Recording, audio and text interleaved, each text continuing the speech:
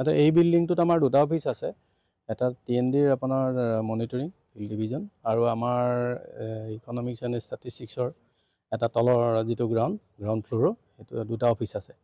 এতিয়া যোৱা 18 আৰু 19 জুন তাৰিখে আৰু ইভিন আজি যোৱা আপোনাৰ 23 তাৰিখেও কি হৈছে, চোৰ সোমাইছে আমাৰ।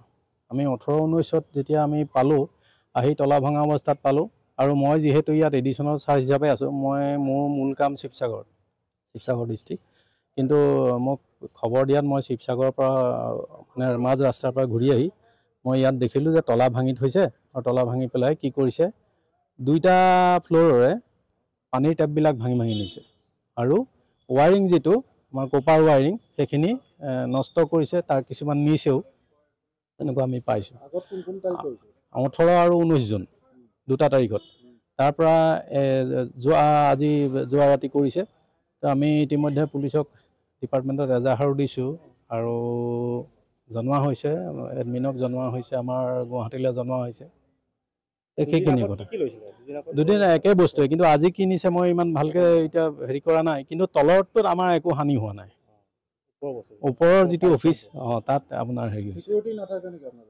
আমাৰ চিকিউৰিটি ধৰি লওক তেনেকৈ নাই, নাইট চকীদাৰ আমাৰ নাই।